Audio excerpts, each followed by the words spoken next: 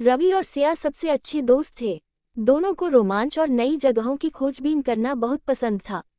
वे अक्सर अपने गांव के पास की पहाड़ियों में घूमने जाते और वहां के रहस्यमयी पेड़ों, गुफाओं और झरनों को देखने में घंटों बिता देते।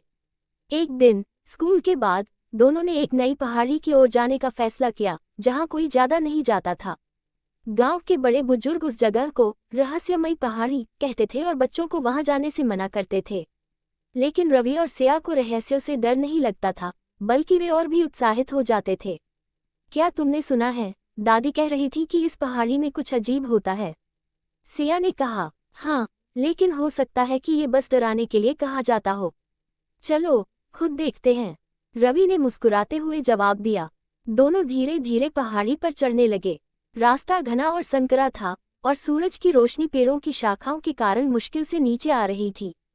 पक्षियों की चहचहाहट और पत्तों की सरसराहट के अलावा चारों ओर गहरा सन्नाटा था। करीब 1 घंटे की चढ़ाई के बाद उन्हें सामने एक बड़ी गुफा दिखी। उसका द्वार पत्थरों से ढका हुआ था, लेकिन उसके अंदर से हल्की हल्की चमकती हुई रोशनी आ रही थी। ये क्या हो सकता है? सिया ने धीरे से पूछा। मुझे नहीं पता, लेकिन हमें अंदर जाकर देखना चाहिए, रवि ने कहा और धीरे धीरे गुफा के अंदर कदम रखा। गुफा के अंदर घुसते ही उन्होंने देखा कि दीवारों पर अजीब चित्र बने हुए थे, प्राचीन राजा, युद्ध और अजीब आकृतियां जो किताबें पढ़ रही थीं।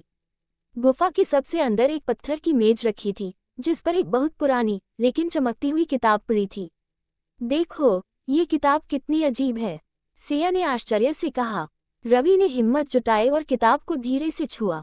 जैसे ही उसने उसे खोला, किताब के पन्नों से नीली रोशनी निकली और अचानक हवा में कई धुंधले चित्र बनने लगे। ये क्या हो रहा है?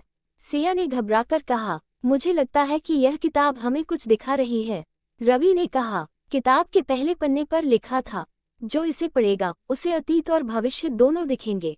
लेकिन सावधान रहो, क्योंकि समय की शक्ति हर किसी के लिए नहीं होती। जैसे ही रवि ने पन्ने पलटे, उन्हें सामने अपने गांव की सैकड़ों साल पुरानी तस्वीरें दिखने लगी। गांव का निर्माण कैसे हुआ, पुराने राजा कैसे थे, और कैसे ये पहाड़ी एक समय पर सोने की खान हुआ करती थी। फिर जैसे ही उन्होंने आगे के पन्ने पलटे, उन्हें अपने भविष्य के दृश्य दिखने लगे। पहले दृश्य में उन्होंने खुद को एक बड़े शहर में देखा, जहां वे वैज्ञानिक बन चुके थे और नई खोजें कर रहे थे। लेकिन फिर अचानक किताब के पन्ने लाल हो गए और उन्होंने एक दूसरा दृश्य देखा। वहां उनका गांव वीरान पड़ा था, कोई भी खुश नहीं था और लोग आपस में झगड़ रहे थे। यह क्या है? क्या हमारा भविष्य ऐसा हो सकता है? सिया ने डरते हुए कहा। रवि भी घबरा गया। अगर हमने गलत फैसले लिए तो शायद हाँ, लेकिन हमें ये सब रोकना होगा। वे दोनों किताब के और पन्ने पलटने लगे, लेकिन अचानक किताब जोर जोर से चमकने लगी और हवा में घूमने लगी। शायद हमें इसे अब बंद कर देना चाहिए, सिया ने घबराकर कहा। रवि ने जल्दी से किताब बंद कर दी। जैसे ही किताब बंद हुई, गुफा के अंदर की चमक धीरे धीरे कम होने लगी और सब कुछ सामान्य हो गया। ये किताब बहुत खतरनाक है। ये हमें भविष्य दिखा सकती है, लेकिन अगर हम इसके जाल में फंस गए तो शायद हम अपने वर्तमान को बर्बाद कर देंगे, रवि ने कहा। तो हमें क्या करना चाहिए? सिया ने पूछा। हमें इसे यहाँ छोड़ देना चाहिए। कुछ चीजें इंसानों के लिए नहीं होती। हमें अपने फैसले खुद लेने चाहिए, न कि भविष्य के डर से, रवि ने समझदारी से कहा। दोनों ने किताब को वापस मेज पर रख दिया और गुफा से बाहर आ गए। जैसे ही वे बाहर निकले, गुफा के अंदर की रोशनी धीरे धीरे मंद होने लगी और ऐसा लगा जैसे वह गुफा फिर से एक सामान्य गुफा बन गई हो। मुझे लगता है कि हमें जो सीखना था वह सीख लिया। समय को देखना उतना महत्वपूर्ण नहीं है जितना कि उसे सही तरीके से जीना, रवि ने मुस्कुराते हुए कहा। सिया ने सिर हिलाया। हाँ, हमें अपने भविष्य की चिंता करने के बजाय अपने आज को बेहतर बनाना चाहिए।